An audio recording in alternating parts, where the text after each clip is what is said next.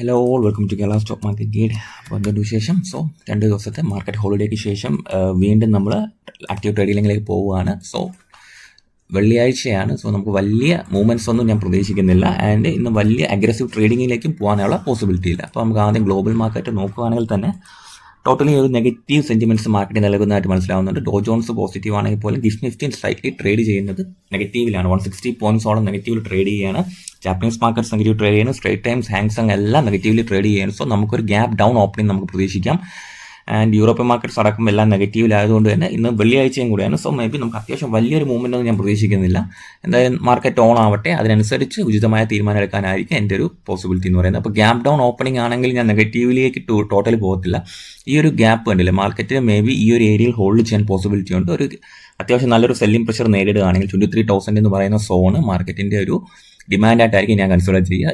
ഈ area hold ചെയ്യുവാണെങ്കിൽ ഞാനൊരു വീണ്ടും ഒരു പോസിറ്റീവ് സെന്റിമെന്റ്സിൽ തന്നെ മാർക്കറ്റ് തുടരും. ബട്ട് ടോട്ടലി മാർക്കറ്റ് ബുള്ളിഷ് ആയെന്ന് ഉറപ്പ് വരുത്താനായിട്ട് ഞാൻ ഈ ലെവൽസ് ഒക്കെ ബ്രേക്ക് ചെയ്യണം. എനിക്ക് 23,800 ഒക്കെ ബ്രേക്ക് ചെയ്ത് റീടെസ്റ്റ് തന്നാൽ മാത്രമേ ഞാൻ ടോട്ടലി മാർക്കറ്റ് ഒരു ബുള്ളിഷ് സെന്റിമെന്റ്സിലേക്ക് പോവുകയാണ്, ഹയർ ഹൈസ് ഒക്കെ തരുവാണെന്ന് ഉറപ്പ് വരുത്തിയ ശേഷം മാത്രമേ ഞാൻ അങ്ങനെ ഒരു തീരുമാനത്തിലേക്ക് എത്തത്തുള്ളൂ. ഓക്കെ, അപ്പോൾ ഡൗൺ സൈഡ് വരുവാണെങ്കിൽ രണ്ട് ലെവൽസ് മാർക്ക് ചെയ്തിട്ടുണ്ട്. 22,480 ആൻഡ് 22,980.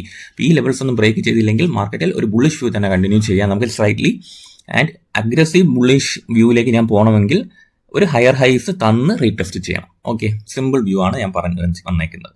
ആൻഡ് ഇപ്പോൾ ടോട്ടലി ഇന്ന് ന്യൂസസ് ഉണ്ടാവുമെന്ന് ചോദിച്ചാൽ അധികം ന്യൂസസ് ഒക്കെ ഉണ്ട്. പിന്നെ ഒപ്റ്റിമം ഹെൽത്ത് കെയർ എന്ന് പറയുന്ന ഒരു IT കമ്പനിയെ ഇൻഫോസിസ് അക്യൂർ ചെയ്യുന്ന ന്യൂസ് പുറത്തു വന്നിട്ടുണ്ട്. പിന്നെ പോളിപ്ലക്സ് കോർപ്പറേഷൻ ഒരു ഷെയർ പർച്ചേസ് അഗ്രിമെന്റ് കൊടുത്തിട്ടുണ്ട്. ആസാദ് എഞ്ചിനീയറിംഗ് ആണെങ്കിൽ long term contract and price agreement ചെയ്തിട്ടുണ്ട്. Mitsubishi heavy industries Japan based കമ്പനിയാണ്. അപ്പോൾ അതുമായിട്ട് ബന്ധപ്പെട്ട ഒരു price agreement and long term contract sign ചെയ്തിട്ടുണ്ട്. ഫ്ലീടെക്സ് എന്ന കമ്പനിയുമായിട്ട് ഇക്സിഗോ ഒരു പാർട്ണർഷിപ്പ് പറഞ്ഞിട്ടുണ്ട്.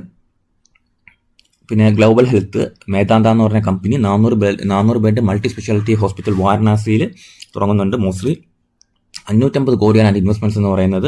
അപ്പോൾ ആലോചിച്ച് വാരണാസിയിലേക്ക് പുതിയൊരു ഹോസ്പിറ്റൽ സൈനും കൂടെ വരികയാണ്. ആൻഡ് എക്സൈഡ് ഇൻഡസ്ട്രീസ് 450 കോടിയുടെ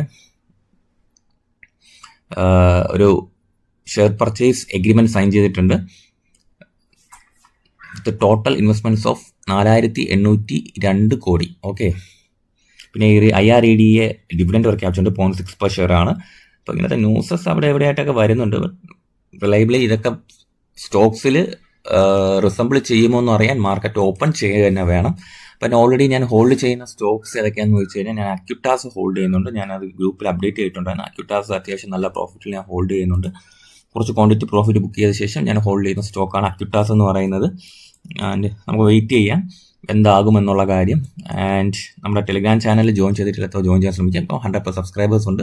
മുന്നേ ഉണ്ടായിരുന്ന ചാനൽ പോയിട്ടുണ്ട്. സോ ഇത് പുതിയ ചാനലാണ്. അപ്പോൾ ജോയിൻ ചെയ്യാൻ താല്പര്യമുള്ളവർക്ക് ഞാൻ ലിങ്ക് കമൻറ്റ് ബോക്സിൽ കൊടുത്തേക്കാം. ജസ്റ്റ് ഒന്ന് ജോയിൻ ചെയ്താൽ മതി. അപ്പോൾ നമുക്ക് മാർക്കറ്റ് ആക്റ്റീവ് ആവുന്ന കൂട്ടത്തിൽ നമ്മുടെ ചാനൽ ആക്റ്റീവാക്കി മുൻപോട്ട് കൊണ്ടുപോകാം. ഇപ്പം കുറച്ച് അപ്ഡേറ്റ്സ് ഞാൻ കുറച്ചാണ് ഇടുന്നത്. കാര്യം മാർക്കറ്റിൽ വലിയ സംഭവങ്ങൾ നടക്കുന്നില്ല. നടക്കുമ്പോഴത്തേക്കും നമുക്ക് കൂടുതൽ കാര്യങ്ങളിടാം, കൂടുതൽ സ്റ്റോക്സും ഡിസ്കസ് ചെയ്യാവുന്നതാണ്. ഓക്കെ, അപ്പോൾ എല്ലാവർക്കും ഒരു യൂസ്ഫുൾ ആയിരിക്കും. കഴിയുന്നവരെല്ലാം ജോയിൻ ചെയ്യാനായിട്ട് ശ്രമിക്കുക. ഓക്കെ, അപ്പോൾ ഇന്ന് നമുക്കൊരു വ്യൂ വെള്ളിയാഴ്ച ആയതുകൊണ്ട് തന്നെ വലിയ അഗ്രസീവ് ആയിട്ടൊന്നും ട്രേഡ് ചെയ്യേണ്ട.